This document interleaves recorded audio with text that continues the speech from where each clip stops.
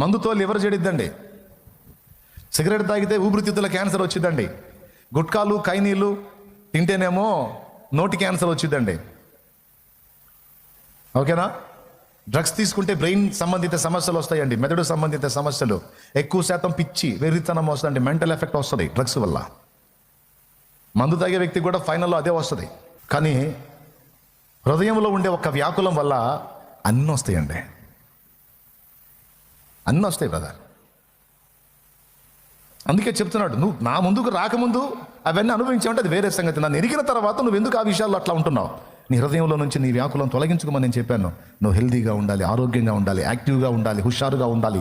ఎందుకంటే నీ తల్లి గర్భంలో నిన్ను వేసింది నేను, నిన్ను భూమి మీదకి రప్పించింది నేను, నన్ను నేను బయలుపరుచుకుంది నేను, నా రక్తము చేత నిన్ను విమోచించింది నేను, నువ్వు ఉన్న పరిస్థితుల్లోంచి నిన్ను విడిపించేది నేను, నిన్ను వెలిగించింది నేను, నిన్ను వాడుకోవాల్సింది నేను. నేను వాడుకున్నటకు తగినట్లుగా నువ్వు పరిశుద్ధత విషయంలోనే కాదు, హెల్త్ విషయంలో కూడా నువ్వు కేర్ఫుల్గా ఉండాలి. అది ఎన్ని చెప్పినా దిగులు తీసేసుకోరు. ఎప్పుడు ఆ ముఖాల్లో సంతోషం లేకుండా, ఎప్పుడు హృదయం నిండా వేదన, ముఖంలో విచారం. తీసేయి. ఒక్కసారి నువ్వు విచారంగా ఉండాలి, ఒక్కసారి నీ వేదన ఉండాలి. ఎక్కడంటే మోకాళ్ళ మీదకి వచ్చి దేవుని పాదాలు పట్టుకున్నప్పుడు, అప్పుడు నీ కన్నీళ్లు కాదు, అప్పుడు నీ వేదన చెప్పు, అప్పుడు నీ వ్యాకుల మీద విన్నవించు ఆయనకి. అంతే, విన్నవించావు అక్కడే దులిపి అక్కడే వదిలేసాయి. సంతోషంగా లే, దుఃఖముఖిగా ఉండుట మానో. సంతోష భరితురాలవై, సంతోష భరితుడవై నువ్వు దేవుని యందు విశ్వాసాన్ని బట్టి ధైర్యంగా ముందుకు సా. చదివావు, జాబ్ రాలా, ఇక రాదా? నా దేవుని చిత్తమైతే నువ్వు అడిగిన దానికంటే, ఊహించిన దానికంటే ఉన్నతమైనది ఇస్తాడు నీకు.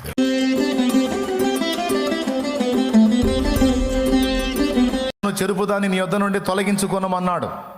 అక్కడ వ్యాకులం అన్నాడు. ఒకసారి చూస్తారా? ప్రసంగి గ్రంథము 11వ అధ్యాయం 10వ వచనం. లేత వయసును నడిప్రాయమును గతించిపోవునవి గనుక నీ హృదయములో నుండి వ్యాకులమును తొలగించుకొనుము, నీ దేహమును చెరుపు దాన్ని తొలగించుకొనుము. అదిగో, దేహమును చెరుపునది మందు, సిగరెట్టు, గుట్కా, కైని, డ్రగ్స్, ఇవి అనుకుంటాం మనం. అవన్నీ సెకండు. ఈ అలవాట్లు ఏవి లేకపోయినా ఒకళ్ళు మధ్యలో చావచ్చు. ఈ అలవాట్లు ఏమీ లేకపోయినా ఒకళ్ళు రోగగ్రస్తులై ఉండొచ్చు. దేన్ని బట్టో తెలుసా? హృదయమందలి వ్యాకులము. వ్యాకులం అంటే ఏందండి? నేను వ్యాకుల పడుచున్నాను అంటే దిగులు పడుతున్నాను, కృంగిపోతున్నాను, విచారపడుతున్నాను, వేదన పడుతున్నాను. కొంతమందికి వ్యసనాలు ఏముండవు, కానీ హృదయంలో ఎప్పుడు దిగులు దిగులు దిగులు దిగులు దిగులు దిగులు వ్యాకులం. ఇదేమైద్దో, అదేమైద్దో, ఇదేమైద్దో. ప్రశాంతంగా తినరు, ప్రశాంతంగా నిద్రపోరు, కాసేపు నవ్వుతా ఉండరు. ఎప్పుడు దిగులు దిగులు దిగులు దిగులు, భయం భయం భయం, విచారం, వేదన. నేను చెప్తున్నా, పెందలాడిపోతావు నువ్వు. పెందలాడి గ్యారంటీ తప్పిమని పోతావు. ఎందుకు దిగులు? దేవుని ఎరక్క ముందు దిగులే, దేవుని ఎరిగిన తర్వాత దిగులేనా? లేత వయస్సును నడిప్రాయమును గతించిపోవునవి గనుక ఏది ఈ భూమి మీద స్థిరంగా ఉండదో. ఈ లోకంలోకి ఒంటరిగా వచ్చాం, వెళ్ళేటప్పుడు ఒంటరిగా వెళ్తాం. ఏమీ తేలేదు, ఏమీ తీసుకొని పోలేం. ఇంతోటి భాగ్యానికి ఏదో ఏదో ఏదో ఏదో అని ఊహించుకొని ఎందుకు జీవితాన్ని నాశనం చేసుకుంటారు? ప్రభు చెప్పాడు, ఆయన మిమ్మల్ని గూర్చి చింతించుచున్నాడు కనుక మీ చింత యావత్తు ఆయన మీద వేయండి. దేన్ని గూర్చి దిగులు పడొద్దు, చింతపడొద్దు అన్నాడు. చూడు ఎన్ని చోట్ల ఉందో చూడు. చింత వ్యాకులమునకు పర్యాయ పదం, దిగులుకు పర్యాయ పదం, వేదనకు పర్యాయ పదం, కృంగుబాటుకు పర్యాయ పదం చింత. పేతురు రాసిన మొదటి పత్రిక 5వ అధ్యాయం 7వ వచనం. ఆయన మిమ్మును గూర్చి చింతించుచున్నాడు గనుక మీ చింత యావత్తు ఆయన మీద వేయుడి. ఫిలిప్పీ పత్రిక 4వ అధ్యాయము 4వ వచనం. ఎల్లప్పుడూ ప్రభువునందు ఆనందించుడి, మరలా చెప్పుదును ఆనందించుడి. మీ సహనమును సకల జనములకు తెలియనీయుడి. ప్రభువు సమీపముగా ఉన్నాడు, దేన్ని గూర్చి చింతింపకుడి గాని. ఎంత క్లియర్ గా చెప్పాడో చూడు. దేనిని గూర్చియో. నువ్వు సేవకుడివా, విశ్వాసివా, పరిచారకుడివా, పరిచారకురాలివా?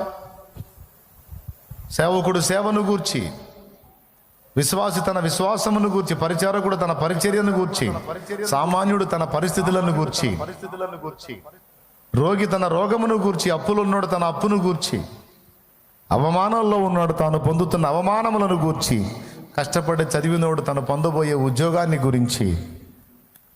నువ్వు ఎవరెవరు ఒక్కొక్కళ్ళు ఒక్కొక్క దానిలో చింతపడతా ఉంటారు, కృంగిపోతూ ఉంటారు, హృదయంలో వ్యాకులం పెట్టుకుని ఆలోచిస్తూ ఉంటారు, దిగులు పడుతూ ఉంటారు.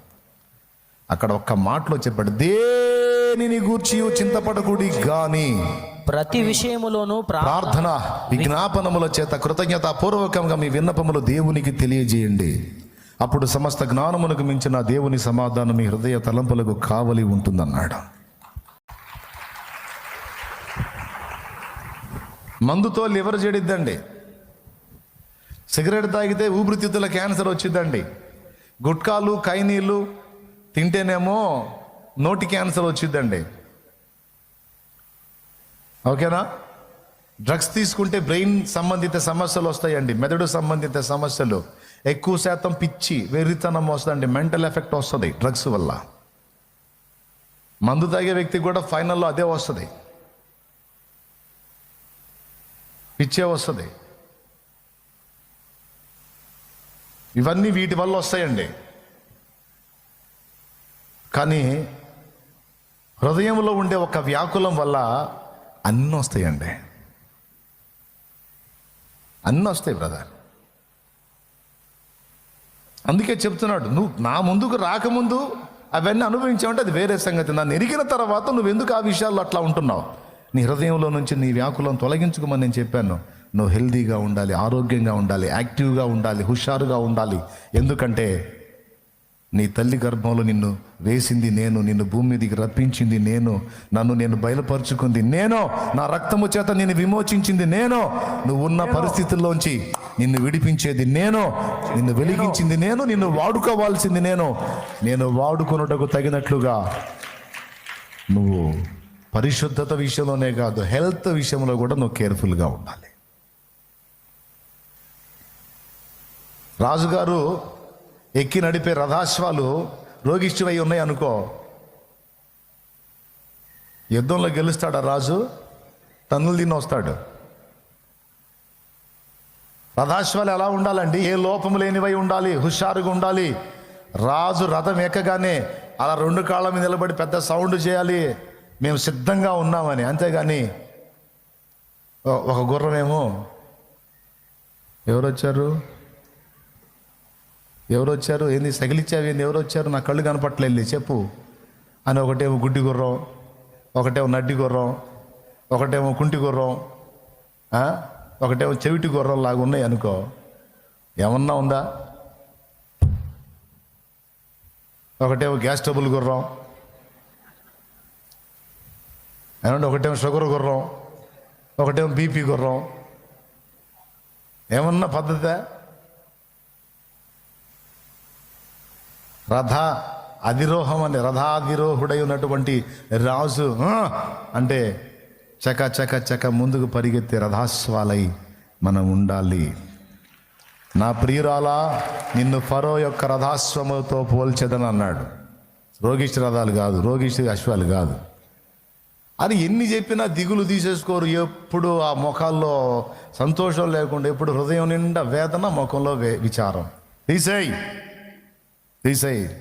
ఒక్కసారే నువ్వు విచారంగా ఉండాలి, ఒక్కసారే నీ వేదన ఉండాలి. ఎక్కడంటే మోకాళ్ళ మీదకి వచ్చి దేవుని పాదాలు పట్టుకున్నప్పుడు, అప్పుడు నీ కన్నీళ్లు కాచు, అప్పుడు నీ వేదన చెప్పు, అప్పుడు నీ వ్యాకుల మీద విన్నవించు ఆయనకి. అంతే, విన్నవించావు అక్కడే దులిపి అక్కడే వదిలేసాయి. సంతోషంగా లే, దుఃఖముఖిగా ఉండుట మానో.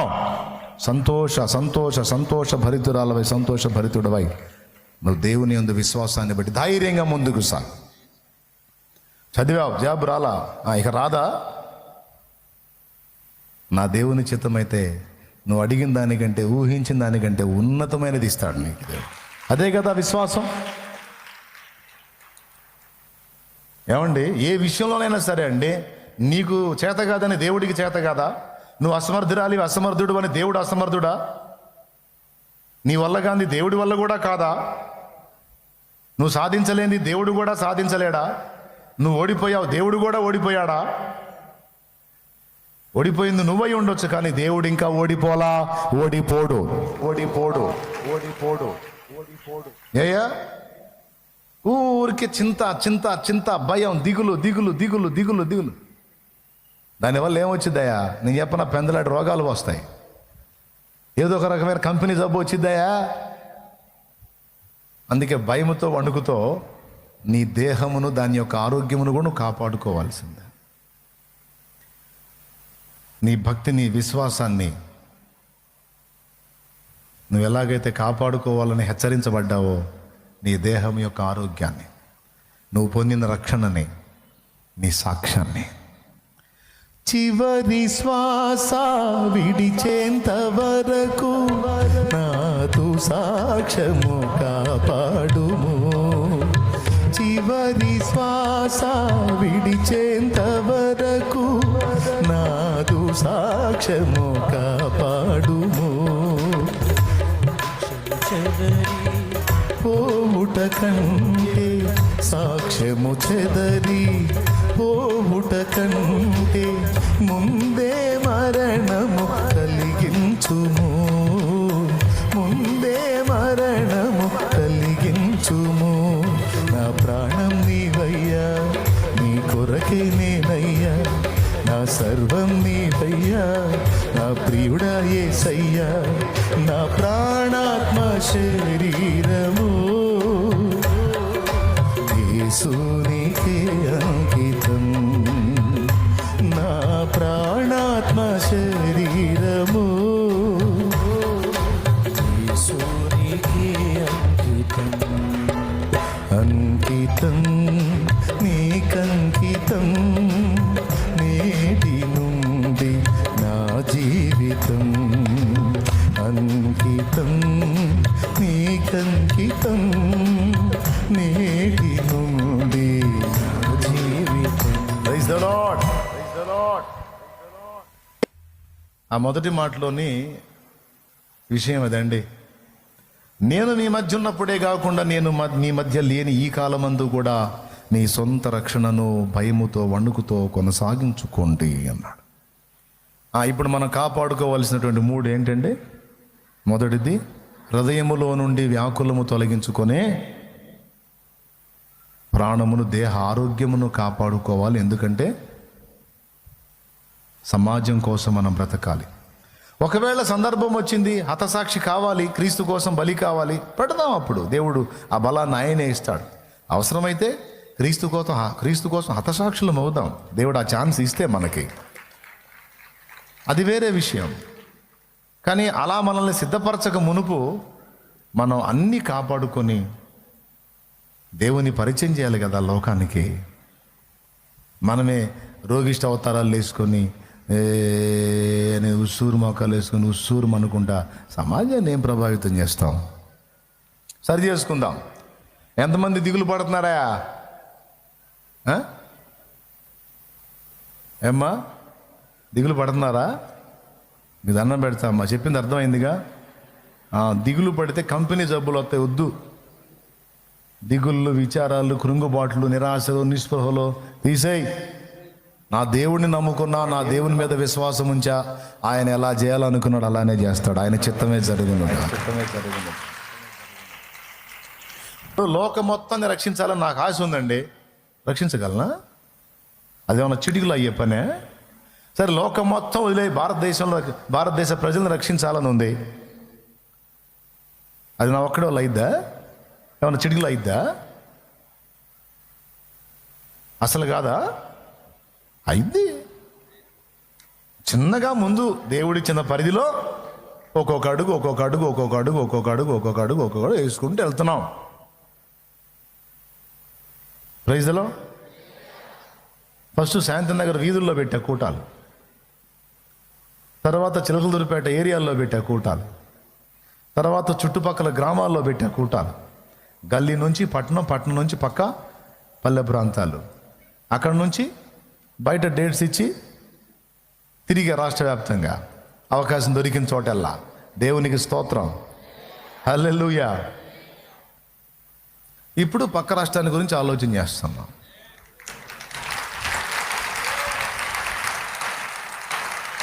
అవునా? 1 by 1 జరుగుతుంది చిన్నగా.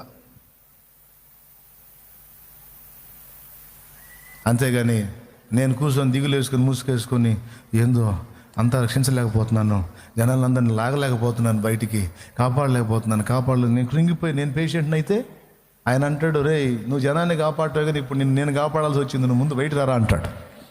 నువ్వు జనాన్ని కాపాడటమేమో కానీ ముందు నేను నిన్ను కాపాడాల్సి వచ్చింది, నిరమోహోడా రారా బయటికి అంటాడు. ఆయన నాకు ఇచ్చిన పరిధిలో, ఆయన నాకు ఇచ్చిన కృపలో ఆయన నన్ను ఎంత వాడుకోవాలన్నా అంత వాడుకుంటాడు ఆయన చిత్త ప్రకారం. ఇప్పుడు మనకి అది కావాలి, వచ్చిద్దా? దా అంటే వచ్చిద్దా? మరి దాని గురించి దిగులేసుకుంటే ఎట్లా? నేను అన్నీ తెలియవు ఆయనకి. ఆ పరిస్థితి వచ్చినప్పుడు ఆయన కార్యం చేస్తాడు. అది వచ్చిద్ది, దాని తాత కూడా వచ్చిద్ది. మాట చెప్తున్నాను నేను. మరి ఇంతోటి భాగ్యానికి ఉన్నాడు కదా, మనల్ని ఎట్లో గట్ల లైన్ చేసుకొచ్చేవాడు ఉన్నాడు కదా. తమ యందు పరిశుద్ధాత్మను కలిగిన వారు, పరిశుద్ధాత్మ అభిషేకం కలిగిన వారు, ఆత్మ నడిపింపులో ఉన్నవాళ్ళు దిగులు పడరు, అధైర్యపడరు, కృంగిపోరు, దిగజారిపోరు, వీక్ అవరు. ఎందుకంటే అలా కానివ్వడు ఆయన. ఎందుకంటే నీతో ఎల్లప్పుడూ ఆయన ఉంటాడు. ఇంతసేపు చెప్పా ఇంకా దిగులుగా మొఖాలు పెట్టారంటే మర్యాదగా ఉంటుంది. ముందే చెబుతున్నాను నేను.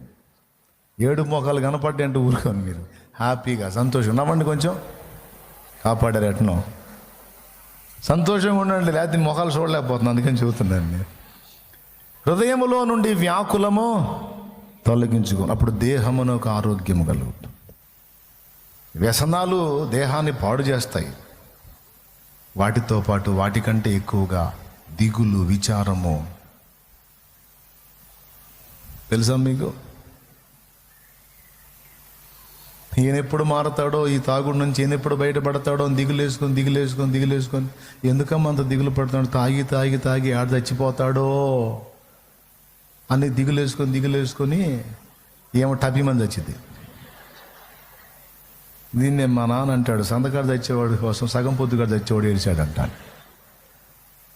వాడేమో నైట్ తెస్తాడు, వాడి గురించి ఏడ్చి వీడి మధ్యాహ్నం తెచ్చాడంట. అట్లుంటుంది కొంతమంది వ్యవహారం. తీసే ఆయన యందు విశ్వాసం ఉంచాం, ఆయన చూసుకుంటాడు. ఆ సమయం, ప్రతిదానికి ఒక సమయం ఉంది. ఆ సమయం వచ్చినప్పుడు ప్రతిదీ ఆయనే డీల్ చేస్తాడు. ఎందుకు పొద్దుగులు దిగులు? తీసేసుకోవాలి, హుషారుగా ఉండాలి, మంచిగా తినాలి, టయానికి నిద్రపోవాలి. ఇప్పటికీ ఏదన్నా కంపెనీ బలహీనతలు వస్తే టైం టు టైం ఆ మందు గోలు వేసుకోవాలి, స్తోత్రం చెప్పుకోవాలి, అంతే ముందుకు సాగిపోవాలి. నువ్వు ఖుషిగా ఉండు, హుషారుగా ఉండు, దేవుని యందు విశ్వాసాన్ని బట్టి హ్యాపీగా ఉండు. ఆ వచ్చిన రోగం కూడా పోయిద్ది. ఇప్పుడు అసలు పాయింట్కి వస్తాయి కదా, ఒక్కటి చెప్పేసి ప్రార్థన చేస్తాను నేను. మీరు కోరుకోవటానికి, ఇచ్ఛ అంటే కోరికే, మీరు కోరుకోవటానికి, కోరిన కోరికను సిద్ధింపజేసుకోవటానికి, తన దయా సంకల్పం నెరవేరుటకై మీలో కార్యసిద్ధి కలుగజేసేవాడు దేవుడే. పై మాటకి కింద మాటకి సంబంధం లేనట్టుందే. పైనేమో నేను మీ మధ్య ఉన్నప్పుడే కాకుండా లేనప్పుడు కూడా జాగ్రత్తగా మీ రక్షణను కొనసాగించుకోండి భయంతో వణుకుతూ అన్నాడు. తర్వాత అన్నాడు, మీరు కోరుకోవడానికి, కోరికను నెరవేర్చుకోవడానికి కార్యసిద్ధి కలుగజేసేవాడు దేవుడే అన్నాడు. ఇప్పుడు నాకెళ్ళి చూడండి, దానికి దీనికి లింక్ ఏంటో చెప్తా. మనం లోకములో ఉన్నప్పుడు, నాశనానికి సమీపంలో ఉన్నప్పుడు, నాశన మార్గం అనే విశాల మార్గంలో మనం నడుస్తున్నప్పుడు మనకు ఒక ఆలోచన, ఒక కోరిక కలిగింది. ఏం ఆలోచన కలిగిందంటే, నేను నడుస్తున్నాను ఈ మార్గంలో నడుస్తున్నాను, ఈ మార్గము నన్ను మోక్ష పదం చేర్చగలిగిద్దా? ఇప్పుడు ఓకే, బాగానే ఉన్నాను భూమి మీద, మరి నా కళ్ళ ముందు చాలామంది లోకాన్ని విడిచి వెళ్ళిపోతూ ఉన్నారు. వెళ్ళిపోయిన వాళ్ళు ఎక్కడికి వెళ్తున్నారు అంటే, మరి పెద్దలు, గ్రంథాలు సాక్ష్యం ఏమి ఇస్తున్నాయంటే, దేవుడు ఉన్నాడు, తీర్పు ఉంది, శిక్షలు ఉన్నాయి, రక్షణ కూడా ఉంది. మరి శిక్ష అంటే నిత్యము మండే నరకాగ్ని. ఇది లోకంలో అన్యులుగా ఉన్నప్పుడు కూడా మనకు తెలుసు. భవిష్య పురాణం, దాంతోపాటు భవిష్య పురాణంలో ఉంటుందండి, పంచమహాపాతకాలు చేసేవాడు ఘోర నరకమునకు పంపబడతాడని భవిష్య పురాణంలో ఉంది. అంటే నరకం ఉంది అని ఉంది. అలాగే గరుడ పురాణంలో అయితే నరకం ఎంత భయంకరంగా ఉంటుందో, అందులోని శిక్షలు ఎంత వికృతంగా ఉంటాయో కూడా వర్ణించి రాస్తాడు గరుడ పురాణంలో. అంటే నరకం ఉంది అని భారతీయ సనాతన సాహిత్యం చెప్పింది. అలాగే నరకం ఉందని మరి ఖురాన్ షరీఫ్, అందులో కూడా ముస్లిం సోదరులు నమ్ముతున్న ఖురాన్లో కూడా నరకం ఉందని రాస్తుంది. మనం నమ్మే బైబిల్ గ్రంథంలో కూడా నరకమున వారి అగ్ని ఆరదు, పురుగు చావదని క్లియర్గా రాసి ఉంది. యేసయ్య రాసి పెట్టాడు. కాబట్టి ఇప్పుడు మనం ఈ విశాల మార్గంలో ఇష్టం వచ్చినట్టు బతుకుతున్నాం. చూస్తూ ఉంటే పిట్టలు రాలిపోయినట్టు రాలిపోతున్నారు. ఇటు చూసినాడు అటు మాయమైపోతున్నాడు. మరి ఇంట్లో ఫోటో అవుతున్నాడు, రోడ్డు పక్కన ఫ్లెక్స్ అవుతున్నాడు. ఈ మరణానికి వయో పరిమితి లేదు. కొత్తగా పెళ్ళైందని వదిలిపెట్టదు, నిండు చూలాలని కనికరం చూపదు, చిన్న బిడ్డని జాలి చూపదు, పండు మూసులని ప్రేమ చూపదు.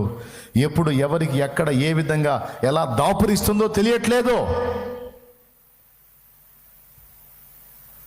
సరే, ఇది ఎప్పుడొకప్పుడు వచ్చింది.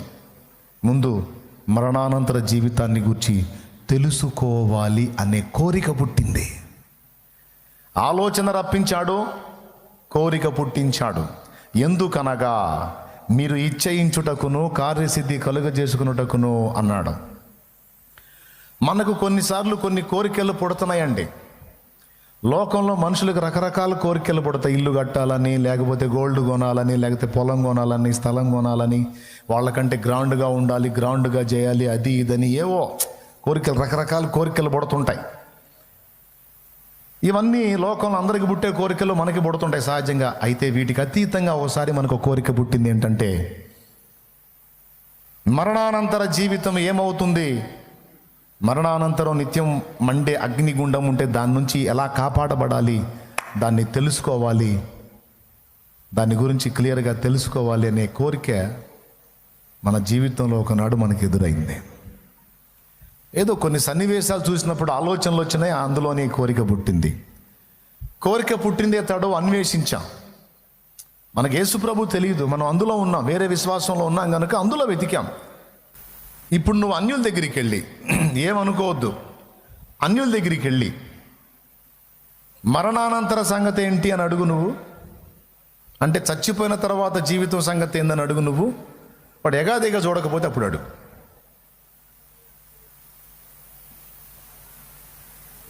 ఏంది అంటాడు. చనిపోయిన తర్వాత మనం ఎక్కడికి పోతాం అని అడుగు. మాకు పనులు ఉన్నాయి, నీకు పనులు అయితే పని చూసుకో, అంతేగాని సచ్చినాకేమైద్ది, బతికిన ఈ సుత్తి ప్రశ్నలు వద్దు పో అంటారు. ముందు బతికే బతుకు చూడరా, ఎవడురా నువ్వు, సచ్చిన తర్వాత ఏమైద్ది అని సోది మాటలన్నీ అడుగుతాడు. ఏది సోది మాట? వాడు అడిగింది సోది ప్రశ్న. కానీ లోకాన్ని ప్రేమించి లోక మాయలో కొట్టుకొని పోయేవాడికి ఏమనిపిస్తుంది? వాడు అడిగింది జ్ఞానవంతమైన ప్రశ్న, కానీ వీడికి అది సోది ప్రశ్న. అంటే అలాంటి కోరికే వాడికి ఉండదు. మరణం తర్వాత ఏం జరుగుతుందో తెలుసుకుందామన్న కోరిక ఉండదు. విచిత్రంగా నీకొచ్చింది అది. అది కూడా ముసలితనంలో రాలా, నువ్వు చిన్న బిడ్డగా ఉన్నప్పుడే నీకు వచ్చింది అలాంటి ఆలోచన. నేను మోక్షానికి ఎలా చేరగలను, నరకం నుంచి ఎలా తప్పించుకోగలను అనే ఆలోచన, అనే ప్రశ్న, అది తెలుసుకోవాలన్న కోరిక మనకు పుట్టినప్పుడు నిజమైన దేవుడు మనల్ని దర్శించటం, మన మనోనేత్రాలు వెలిగించటం, మనల్ని రక్షణలోనికి నడిపించటం అనేవన్నీ జరిగినాయి.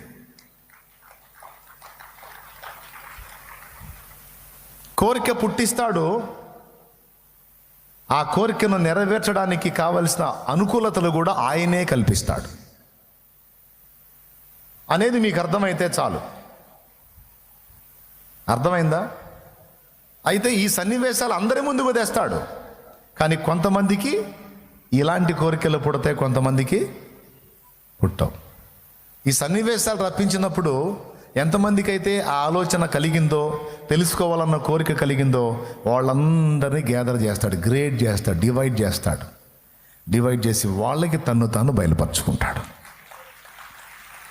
కొంతమందికి ఎన్ని సన్నివేశాలు రప్పించినా సరే వాళ్ళ పైత్యం అనగదు, వాళ్ళ మిడిమేళం నడమంత్రం వాళ్ళు వదిలిపోదు. ఒక పక్క దేవుడు కొన్ని సన్నివేశాలు రప్పించి నలగేస్తున్నా సరే సిగ్గురాదు, కొన్ని జీవితాలు అంతే. కానీ కొంతమంది బెండ్ అవుతారు, ఆ బెండ్ అయిన సంఖ్య ఎంత ఉందో వాళ్ళందరినీ డివైడ్ చేస్తాడు. అలా వేరుపరిచిన గుంపే నువ్వు నేను. అర్థమైతే గట్టిగా. నీకు వచ్చిన సమస్యలే మిగిలిన వాళ్ళకు కూడా వచ్చినాయి, కానీ నీకు పుట్టిన ఆలోచన వాళ్ళకు పుట్టలా, నీకు కలిగిన కోరిక వాళ్ళకి కలగల. పోనీ ఇప్పుడైనా నీకంటే ఎక్కువ నలుగుతున్న వాళ్ళ దగ్గరికి వెళ్ళి నువ్వు వెళ్ళి చెప్పు, ఉన్న బాధలు కాక నీ బాధ ఏందిరా, మా ప్రాణానికి పోరా స్వామి, నీకు పుట్టిందని పిచ్చి మాకు ఎక్కిస్తున్నావా, వదిలే పో అంటాడు వాడు. చింత దచ్చినా పులుపు చావదన్నట్టు ఒక్కొక్కడికి అనగదో. సరే వాడి సంగతి పక్కన పెడదాం. మనకు అనిగింది కాబట్టి దేవుని దగ్గరికి వచ్చాం. అయితే ఈ ఒక్కదాంతో మనల్ని ఆగనీలా దేవుడు. ఇంకా మన జీవితంలో రకరకాల సందర్భాల్లో, రకరకాల సన్నివేశాల్లో రకరకాల ఇచ్చలు మనకు కలిగేటట్టు దేవుడు అనుమతిస్తాడు. 2:11 ఆ దినములలో మోషే పెద్దవాడై తన జనుల యొద్దకు పోయి వారి భారములను చూచెను. ఇక్కడేమో బుద్ధి పుట్టింది. ఎక్కడ? అపోస్తల కార్యం 7:23లో. నిర్గమ 2:11లోనేమో అతడు పెద్దవాడైనప్పుడు తన సహోదరులను, వాళ్ళు పడుతున్న బాధను, వాళ్ళు మోస్తున్న భారాన్ని చూచాడట. వారి భారములను చూచెను.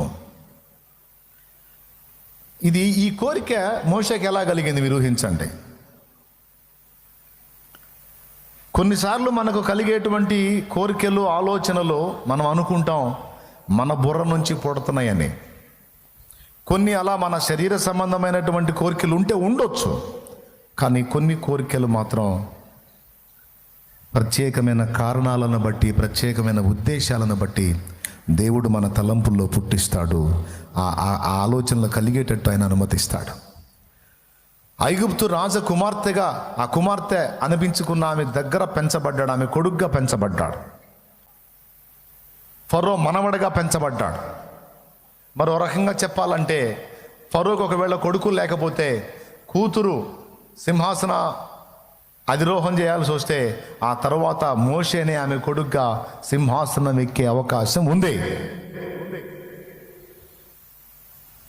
కానీ ఇదేం వింత, రాజ్యాన్ని దక్కించుకోవాలి, సింహాసనాన్ని స్థిరపరచుకోవాలి, భోగాలు వెలగబెట్టాలన్న ఆలోచనలు పోయి, వాళ్ళమ్మ యోకేబేది చెప్పింది, ఒరే నిన్ను కన్న తల్లిని నేను బాబు, మరి ఇట్లా నువ్వు ఇన్ని నెలల బిడ్డగా ఉన్నప్పుడు, మరి ఇట్లాంటి ఆజ్ఞ జారీ అయినప్పుడు నిన్ను నైల్ నదిలో ఇట్లా బుట్టలో పెట్టి వదిలాను, ప్రార్థన చేశాను, దేవుడు నిన్ను ఆమె దగ్గరికి పంపించాడు. మరి నువ్వు ఆమె దగ్గరికి చేరిన తర్వాత మీ అక్క మిరియాం వెళ్ళి ఆమె నిన్ను తీసుకున్న తర్వాత, ఇదిగో వీనికి పాలిచ్చి పెంచుట కొరకు దాదిని తెత్తునా అని అన్నప్పుడు ఆమె తెమ్మంటే మీ అక్క నన్నే తీసుకొని పోయింది. మరి నీ కన్న తల్లినే నీకు పాలిచ్చే దాదిని అయ్యాను, నిన్ను పెంచి పెద్ద చేసే పని మనిషిని నేనే అయ్యాను రా. వాస్తవంగా నువ్వు ఐగుప్తీయుల సంతతి కాదు నాయన, నువ్వు ఇశ్రాయేలీయుల సంతతి అని చెప్పింది. చెప్పేసరికి ఇంకా సింహాసనం సహించలా. 40 ఏళ్ళు నిండా వచ్చినాయి, పెద్దోడయ్యాడు. ఇప్పుడు 40 ఏళ్ళు రాగానే ముసలోడైనాడు, అయిపోయింది వ్యవహారం. ఇంకేముంది అయిపోయింది కదా. బైబిల్లో 40 ఏళ్ళు వస్తే పెద్దవాడంట. ఏమండి, దేవునికి స్తోత్రం. అంటే ఇక 40 ఏళ్ళ లోపలంతా పిల్లలేనా? సరే ఏమో ఆడిపోయినాక అడుగుదాం. కానీ 40 ఏళ్ళ ఈడొచ్చేసింది, పెద్దవాడయ్యాడు. పెద్దవాడైనప్పుడు మళ్ళీ విద్యలు నేర్చుకోకుండా ఏం లేడు, ఐగుప్తీయుల సకల విద్యలు నేర్చుకున్నాడు. కానీ అవన్నీ నేర్చుకొని అన్నిట్లో పరాకాష్ఠకి వెళ్ళి ఏదో అవుతాడనుకుంటే ఏదో అయ్యాడు, ఏదో సాధిస్తాడనుకుంటే ఏదో అయ్యాడు. కొంతమంది తల్లిదండ్రులు పిల్లల్ని అంటారు, ఒరే కష్టపడి తిని తినక నానా బాధలు పడి చదివిస్తే నిన్ను పెంచి నువ్వేదో ప్రయోజకుడు అవుతావు, ఉద్యోగం సాధిస్తావు, అందరినీ లాగుతావు అని అనుకుంటే చదువు మా కష్టం అంతా వైనం చేసి ఇప్పుడు సేవ అంటావా? నీకేమన్నా జాలి దయా ఉందిరా? సేవ చేస్తే ఏమొచ్చిందిరా? నీ కడుపు కూడా నిండదురా. ఇక మాకేం పెడతావు? మేము అనుకున్న ఆశలు నువ్వేం తీరుస్తావు? ఏం కోరికరా? అయ్యా నా మాటినయ్యా, సేవ వదిలే కానీ ఉద్యోగం సంపాదించుకో, ఉద్యోగం సంపాదించి 4 డబ్బులు సంపాదించి ఇదిగో మమ్మల్ని చూసుకో, 4 సేవకులకి అంత సాయం చేద్దాం. ఇప్పుడు ఇదిగో మేము కూడా భక్తి చేయొద్దు అంటలా, చెయ్యి కానీ జాబ్ చెయ్యి, పైసలు సంపాదించు, వచ్చిన తర్వాత కొంతమందికి హెల్ప్ చేద్దాం. అంతేగాని ఇదేం కోరికరా? నువ్వేదో సాధిస్తావు అనుకుంటే ఏదో అయినట్టు అయ్యావు అన్నట్టు అయింది మోషే బ్రతుకు. అన్ని విద్యలు నేర్చుకొని తర్వాత అబ్బాయి సింహాసనం ఎక్కుతాడు అనుకుంది ఫరో కూతురు. అబ్బాయి సింహాసనం ఎక్కట్లా, పోయి తన సహోదరులను చూసి ఏడుస్తున్నాడు. వీళ్ళ సంతతి నేను, వీళ్ళందరూ నా సహోదరులా. ఒకవేళ దేవుడు నా విషయంలో జోక్యం చేసుకోకపోతే నేను మట్టి దొక్కాల్సిందే కదా, నేను ఇదే బతకాల్సిందే కదా. మరి వీళ్ళలో నుంచి నన్ను దేవుడు ఎందుకు వేరు చేశాడు? నాకు ఈ ప్లేస్ ఎందుకు ఇచ్చాడు? దేవుడు జోక్యం చేసుకోకుండా నేను అక్కడికి వెళ్ళను. ఎవడైతే ఇశ్రాయేలులో మగపిల్లలందరినీ హతం చేయమని ఆజ్ఞ ఇచ్చాడో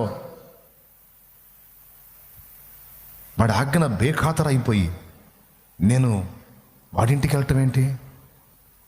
అక్కడే పెంచబట్టం ఏంటి?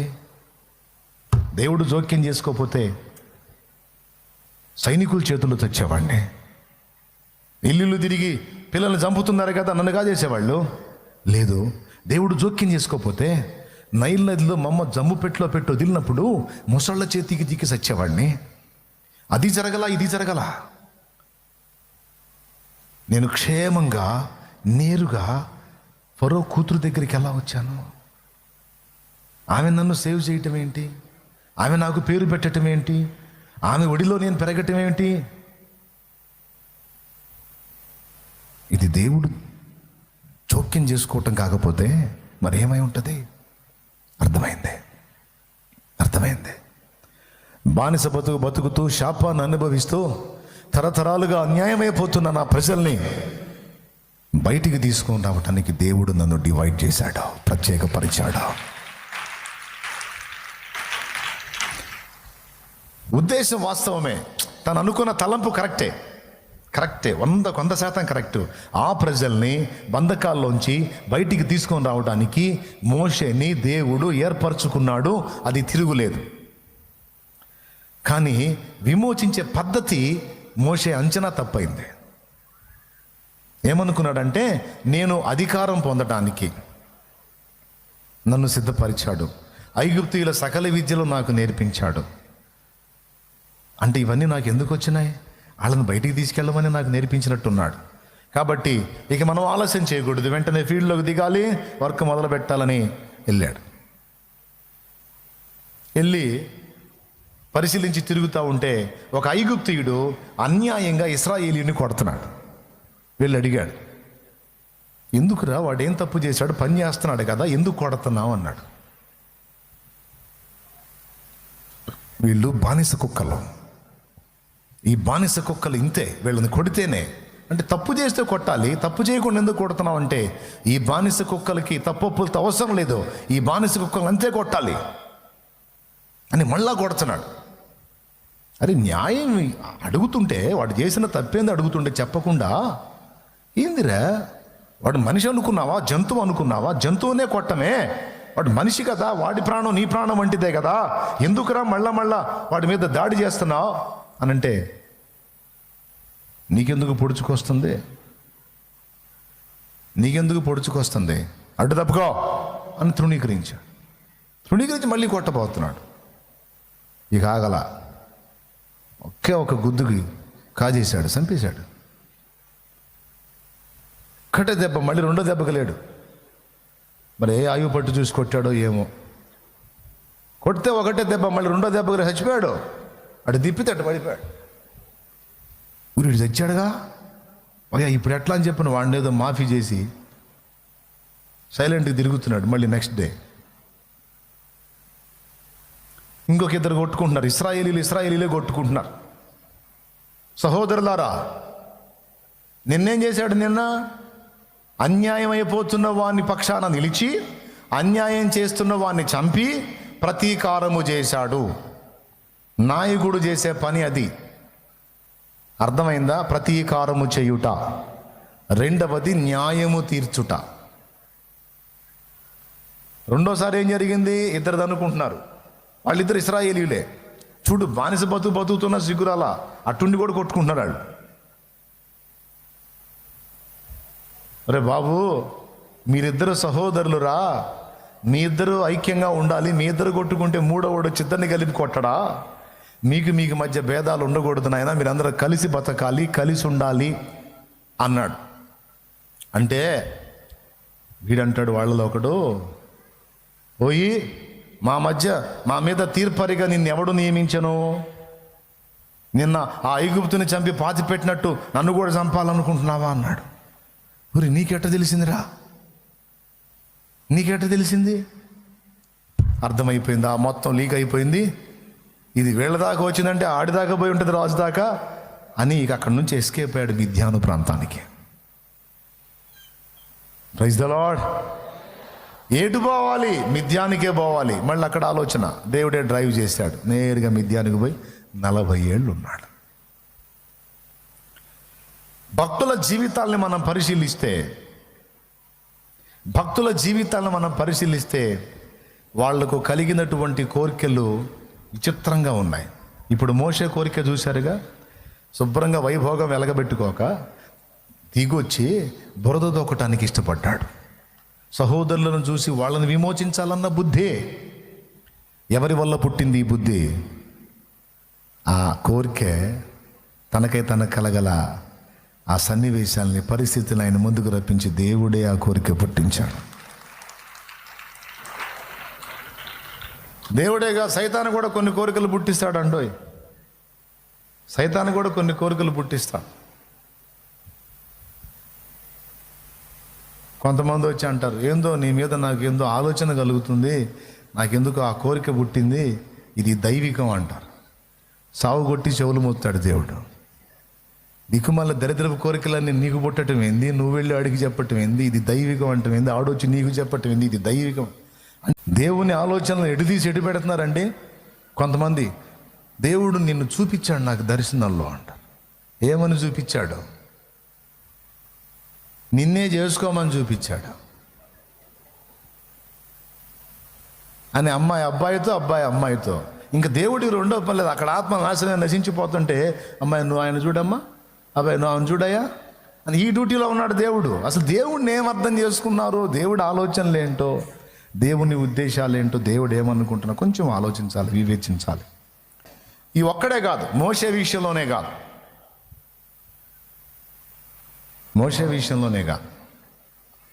శాంసన్ విషయంలో కూడా మనకు అదే కలిగింది. న్యాయాధిపతుల గ్రంథం మీరు తీసుకుంటే, జస్ట్ ఒక్క రిఫరెన్స్ కూడా చూద్దాం. న్యాయాధిపతుల గ్రంథం మీరు కానీ తీసుకుంటే, శాంసన్ ఉదంతంలో ఇశ్రాయేలీల్లో ఎంతోమంది ఆడపిల్లలు ఉంటే మనోడు అంటాడు, నాకు ఇశ్రాయేలీల అమ్మాయిలు వద్దు, నాకు ఫిలిస్తీన్ల అమ్మాయి కావాలన్నాడు. తల్లిదండ్రులు అన్నారు, అబ్బాయి ఇంతమంది ఆడపిల్లలు మన ఇశ్రాయేలీల్లో ఉంటే నువ్వు ఫిలిస్తీన్ల అమ్మాయి కావాలంటావేమి అంటే, లేదు నేను ఫిలిస్తీన్ల అమ్మాయిని చూసాను, ఆమె ఫిలిస్తీన్ల అమ్మాయే కావాలన్నాడు. అక్కడ రాస్తుంది లేఖనంలో, ఫిలిస్తీన్లకు ఏమైనా చేయవలెనని అతడు ఆత్మచేత రేపబడినన్న సంగతి తన తల్లిదండ్రులకైనను తెలియలేదు అంటాడు. చూస్తారా వచనం? న్యాయాధిపతుల గ్రంథము 14వ అధ్యాయం 4వ వచనం. అయితే ఫిలిస్తీన్లకు ఏమైనా చేయుటకై యెహోవా చేత అతడు రేపబడినన్న మాట అతని తల్లిదండ్రులు తెలుసుకొనలేదు. ఆ కాలమున ఫిలిస్తీన్లు ఇశ్రాయేలీలను ఏలుచుండిరి.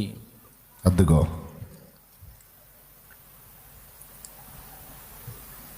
మూడవ వచనంలో ఏమన్నాడయ్యా? వారు నీ స్వజనుల కుమార్తెల్లోనే గాని రెండవ వచనం చదువయ్యా. అతడు తిరిగి వచ్చి తిమ్నాతులో ఫిలిస్తీన్ల కుమార్తెల్లో ఒకతిని చూచి తిని, మీరు ఆమెను నాకిచ్చి పెళ్లి చేయవలనని తన తల్లిదండ్రులతో అనగా, వారు నీ స్వజనుల కుమార్తెల్లోనే గాని నా జనులలోనే గాని స్త్రీ లేదనుకొని సున్నతి పొందని ఫిలిస్తీన్లలో నుండి కన్యకను తెచ్చుకుంటూ వెళ్ళుచున్నావని అతన్ని అడిగిరి. అందుకు సంసోను, ఆమె నాకు ఇష్టమైనది గనుక ఆమెను నా కొరకు తెప్పించుమని తన తండ్రితో చెప్పాను. ఆమె నాకు ఇష్టమైంది. మనసు పడ్డాడు కుర్రోడు. ఎందుకు పడ్డాడు మనసు? ఫిలిస్తీన్ని నాశనం చేయటానికి. మళ్ళీ దీన్ని అడ్డం పెట్టుకొని మళ్ళీ ఒకళ్ళ మీద ఒకళ్ళు మనసు పడ్డారు.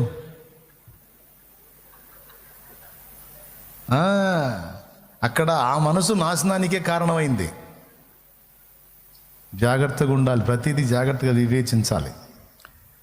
ఇక్కడ కూడా ఫిలిస్తీన్లకు ఏదన్నా కీడు చేయాలంటే ఫిలిస్తీన్ల అమ్మాయిని చేసుకొని వాళ్ళ మధ్యలోకి వెళ్ళి వాళ్ళ మధ్యలోకి వెళ్ళి పెట్టాలి చిచ్చు.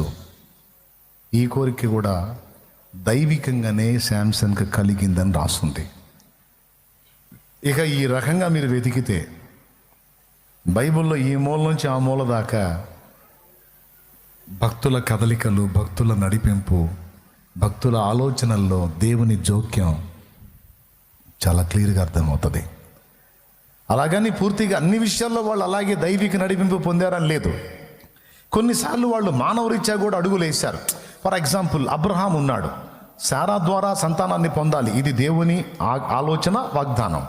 కానీ అబ్రహాం ఏం చేశాడు? హాగర్ని శారా మాట విని చేసుకున్నాడు, ఇష్మాయిల్ కన్నాడు. అంటే వాగ్దాన సంతానానికి దీర్ఘకాల శత్రువుని కన్నాడు. ఇది మానవ సంబంధంగా కన్నది. అయితే ఇక్కడ ఫిలిప్పీ పత్రికలో మనకు చెప్పినటువంటి పాయింట్ ఏంటంటే, మీరు రక్షణ పొందడానికి కోరుకున్నారు, ఆ కోరిక మీకు పుట్టించింది దేవుడే, కార్యసిద్ధి కలుగజేసింది దేవుడే. అలాగే మీకు కలిగేటువంటి కోరికలను, మీకు కలిగేటువంటి ఇచ్ఛలను మీరు పరిశీలించండి. కొన్ని మీ దేహము నుండి పుడతాయి, కొన్ని శత్రువు నుండి పుడతాయి, కొన్ని దేవుని వలన పుడతాయి. బాగా వినాలి, కొన్ని దేవుని వలన పుడతాయి. దేవుని వలన పుడుతున్నవేవో, శరీరమును బట్టి పుడుతున్నవేవో, సాతానును బట్టి పుడుతున్నవేవో మీరు వివేచించండి. దేవుడు ఒకవేళ ఆయన కోరిక పుట్టిస్తే ఆ కోరిక ఎలా ఉంటుందంటే, ఆయన దయాపూర్వక సంకల్పాన్ని నెరవేర్చడానికి దోహదపడే విధంగా ఉంటుంది. ఇక ముగింపులోకి తీసుకెళ్తున్నా. దేవునికి స్తోత్రం. దేవుడు నీకు పుట్టించే కోరిక కానీ, ఇచ్చ కానీ, వాంఛ కానీ, ఆలోచన కానీ ఏదన్నా ఉంటే అది ఎలా ఉంటుందంటే, ఆయన ప్రణాళికకు అడ్డు రాదు. ఆయన దయాపూర్వక సంకల్పము మనుషుల విషయంలో ఏదైతే ఉందో అది నెరవేర్చడానికి సపోర్ట్ చేసేదిగా ఉంటుంది, కానీ దాన్ని అడ్డగించేదిగా ఉండదు. దేవుడు నీ ఎడల ఒక దయాపూర్వక సంకల్పం కలిగి ఉన్నాడు, సమాజం ఎడల కూడా ఒక దయాపూర్వక సంకల్పం కలిగి ఉన్నాడు. నేను చెప్పేది ఎంతమందికి అర్థమవుతుందో ఏమో, మరి నిజంగా అర్థమైతే కొంచెం చేతులు ఎత్తి స్తోత్రం చెప్పండి. నన్ను దేవుడు ఆయన పరిచర్యకు పిలుస్తున్నాడు. బాగా వినండి, నన్ను దేవుడు ఆయన పరిచర్య చేయడానికి పిలుస్తున్నాడు.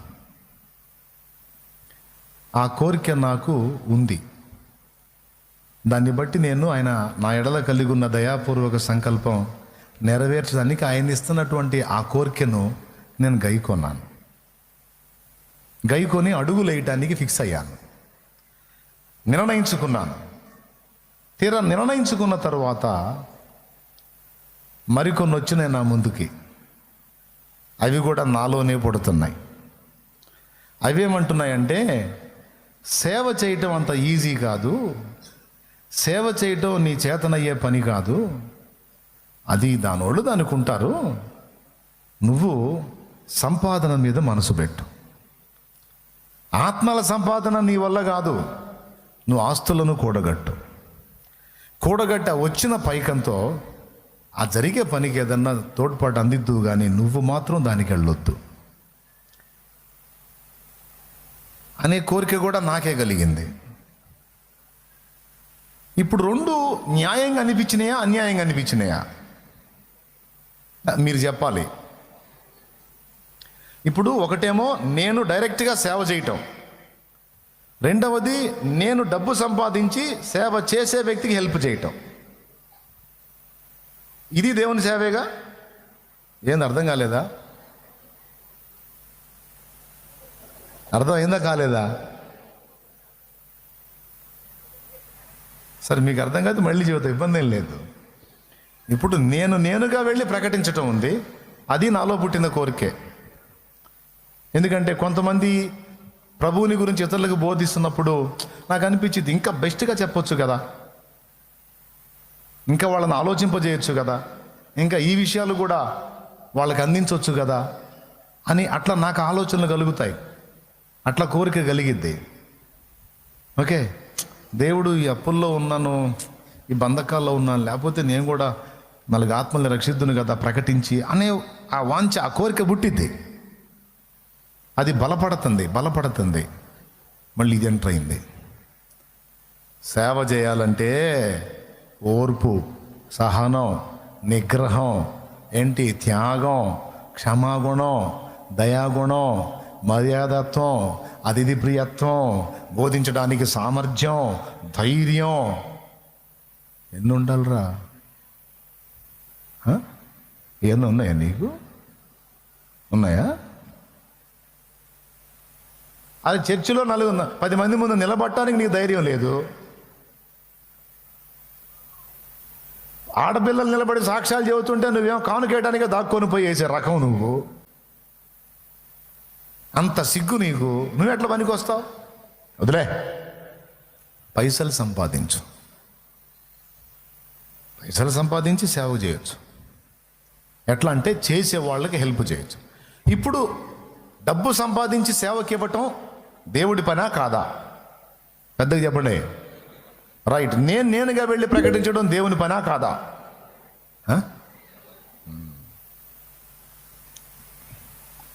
ఇప్పుడు రెండిట్లో ఏది బెస్ట్?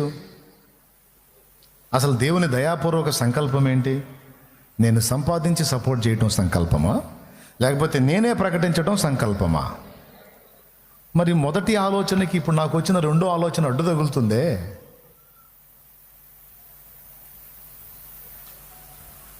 నేనేం తక్కువ అన్నా, మామూలు మిడివేలం కాదు మందే.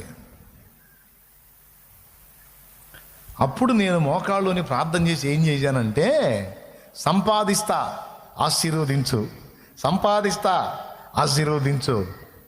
మీరు చెప్పండి ఇప్పుడు.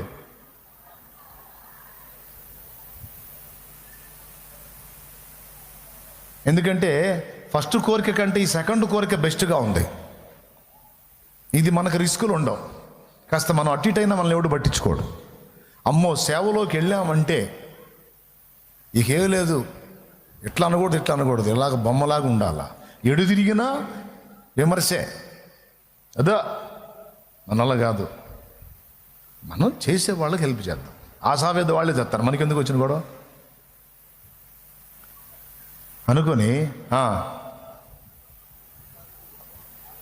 సంపాదిస్తా ఆశీర్వదించు. ఇప్పుడు దయాపూర్వక సంకల్పం ఏదైతే ఉందో అది దేవుని మూలమైందైతే, ఆ కోరిక నాకు దేవుని నుండి కలిగిందైతే, కోరిక కలగటమే కాదు కార్యసిద్ధి కూడా కలిగిద్దట. అర్థమైందా? కానీ అక్కడ కార్యం సిద్ధించలా. సంపాదిస్తా ఆశీర్వదించన్నాగా లాభం గోపలోకి వచ్చింది. అప్పటిదాకా పద్ధతిగా వస్తున్న డబ్బులు ఎప్పుడైతే ఈ టైపు ప్రార్థన చేసి సీన్లోకి దిగానో మొత్తంగా పోయి అసలు కూడా తేలకుండా లాస్ లేచింది.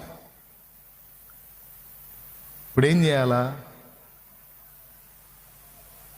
ఇప్పుడు నువ్వు నన్ను దీవించవయా, నేనే అనుభవిస్తానని చెప్పట్లేదుగా. 10 మందికి సేవ చేసేవాళ్ళకి సాయం చేస్తాను అన్నాను.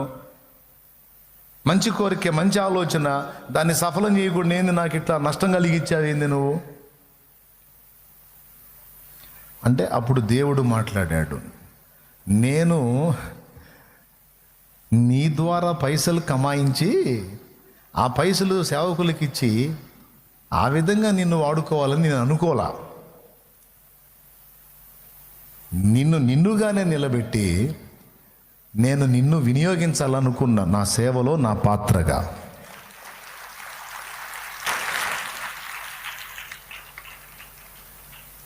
అంటే అప్పుడు మళ్ళీ మోకాళ్ళుని ప్రార్థన చేశా. మరి అట్లయితే ఈ ఉండే నివాసం తాకట్టులో ఉంది. సాయంత్రం పూట నేను ప్రేయర్ పెట్టుకొని ఫ్యామిలీతో చేస్తుంటే ఏదో 10-15 మంది వచ్చి కూర్చుంటున్నారు. వాళ్ళు కలిసి ఒక సంఘం అని నేను ఏర్పాటు చేస్తే ఆ జానాబెత్తడి సంఘం చూడటానికి హాస్యాస్పదంగా ఉంటుంది. అయినా నాకేం చేతనవయ్యా, నాకు ఓర్పు సహనాలు ఉన్నాయా, నాకు నిగ్రహ శక్తి ఉందా, ఇంద్రియ నిగ్రహం నాకుందా, సెల్ఫ్ కంట్రోల్ లేదో, నేను చెంచల బుద్ధోడ్నే. నన్ను నమ్ముకొని పిలిచావంటే నీ కొంప ముంచుతా, ఎందుకు నీ గాలి తీసుకుంటావు, నేను పనికిరాను. నన్ను పిలిచి నువ్వే చేయాలన్నావంటే నీ పరువు పోగొడతాను. నేను మంచోడిని కాదు, నీకు తెలియదు నా సంగతి. ఈ దేవునికి వార్నింగ్లు ఎందుకు? దీవించు, ఏదో మరుగునుంటా, పావుల డబ్బులు వాళ్ళకి ఇస్తా, అంతేగా నన్ను లాగవాకు సీన్లోకి అంటే ఆయన అంటే నువ్వే రావాలి, ఇది నా సంకల్పం అంట. ఇది దయాపూర్వక సంకల్పం కాదు, దయలేని సంకల్పం. మళ్ళీ అలాగని చర్చిలో పోయి కూర్చొని వాక్యం వింటే, మళ్ళీ వాక్యంలో స్ట్రైట్గా నాతోనే మాట్లాడుతుంటే మళ్ళీ సేవ చేయాలని కోరిక, అది నేనే చేయాలన్న కోరిక, మళ్ళీ తూచి మన వాళ్ళు కాదు. నేను చెప్పింది నిజంగా మీకు ఎంతమందికి అర్థమవుతుంది? తల్లి నిజంగా అర్థమైందా?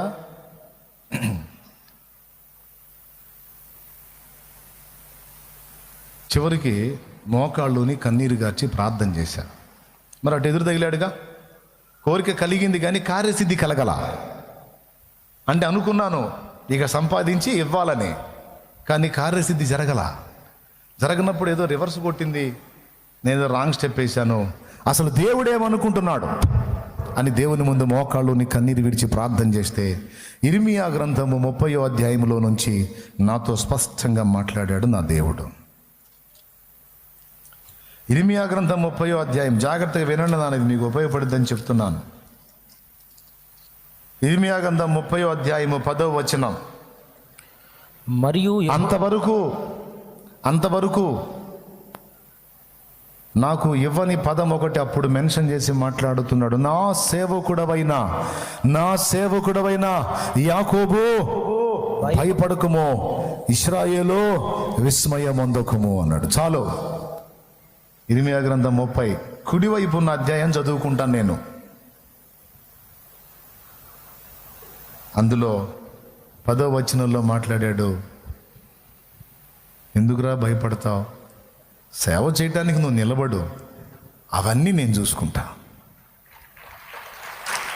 నీ నడుము కట్టుకో, నేను నిన్ను ఎత్తుకొని వెళ్తా, కానీ నువ్వు నాకు అందుబాటులోకి రా. ఇక్కడ నీ పాండిత్యాలు, నీ టాలెంట్స్, నీ నీతి నియమాలు ఇవన్నీ కాదు, నువ్వు నాకు అందుబాటులో ఉండు, నేను పడతా. ఆ బ్యాలెన్స్లన్నీ నేను చేసుకుంటా. నా సేవకుడవైన యాకోబు భయపడకమో, ఇశ్రాయేలు విస్మయమొందకుమో. రెండవ మాట చదువు, 18వ వచనం. యెహోవా ఈ మాట సెలవిచ్చుచున్నాడు, యాకోబు నివాస స్థలములను కరుణించి వాని గుడారములను నేను చెరలో నుండి రప్పింతును. చూడండి, నేను ఉన్న ఇల్లు కూడా తాకట్లో ఉంది. స్పష్టంగా మాట్లాడుతున్నాడు తన వాగ్దాన రూపంలో. యాకోబు నివాస స్థలములను నేను కరుణించి వాని గుడారములను నేను చెరలో నుండి రప్పింతును అన్నాడు. అద్భుతం. ఏదైతే తాకట్లో ఉందో ఆ ల్యాండ్, హౌస్, వాటన్నిటిని విడిపించి అక్కడే మందిరం కట్టించాడు ఆయన. ఇప్పుడు శాంతినగర్లో మీరు చూడవచ్చు, ఏ ప్లేస్ గురించి నాతో మాట్లాడాడో ఆ ప్లేస్ని తాకట్టు నుంచి విడిపించి అందులోనే తన మందిరాన్ని నిర్మింపజేసి తండ్రి సన్నిధి మినిస్ట్రీస్ పరిచర్యలో మొట్టమొదటి మందిరం అక్కడ స్టార్ట్ అయింది. మాట్లాడాడు. 3వ తిప్పు, ఇటు తిప్పు, పేజీ తిప్పు. 19వ వచనం చదువు. వాటిలో కృతజ్ఞతా స్తోత్రములను సంభ్రమపడు వారి స్వరమును వినబడును. జనులు తక్కువ మంది కాకుండా నేను వారిని విస్తరింప చేసేదను, అల్పులు కాకుండా నేను వారిని గనులుగా చేసేదను. అదిగో ఫస్ట్ మాట ఏమన్నాడు? ఎందుకురా భయపడతావు, నేను ఉన్నాను కదా, భయపడొద్దు అన్నాడు. రెండవది, ఈ తాకట్టు ఇవన్నీ నీకు గొప్పరా, నాగా నేను విడిపిస్తానన్నాడు. మూడవది, జానాబెత్తడి సంఘం. ఏం సంఘం అంటే జనులు తక్కువ మంది కాకుండా నేను రప్పిస్తాను, నేను విస్తరింపజేస్తాను. అది కూడా అల్పుల్ని కాదు, ఘనులుగా చేస్తాను, శ్రేష్టమైన పాత్రలు నీకు ఇస్తానంటే అది అక్షరాల నిజమైంది. వందలాది మంది దైవ జనులయ్యారు, వేలాది మంది పరిచారకులయ్యారు, అందులో వేలాది మంది ఇతరులను రక్షించేటువంటి ఆత్మీయులయ్యారు. నెరవేరిందా లేదా? అంటే ఇప్పుడు దయాపూర్వక సంకల్పం అదనుకున్నా సంపాదించి సపోర్ట్ చేయటం సంకల్పం అది కాదు. అందుకే కార్యసిద్ధి కలగల అందులో. ఎప్పుడైతే దయాపూర్వక సంకల్పం లోనికి వచ్చానో ఇందులో ఆయన కార్యాన్ని సిద్ధింపజేయటం మొదలుపెట్టాడు. ఈ దయాపూర్వక సంకల్పం నెరవేర్చడం ద్వారా నా బ్రతుకు ధన్యమైంది, నా ద్వారా ఎదుటి వాళ్ళు కూడా మేలుకరమై ఇటు నా ఎడల మీ ఎడల దేవుని దయాపూర్వక సంకల్పం ఇంత అద్భుతంగా నెరవేరింది, నెరవేరుతుంది, ఇంకా నెరవేరబోతుంది. ఆమేన్.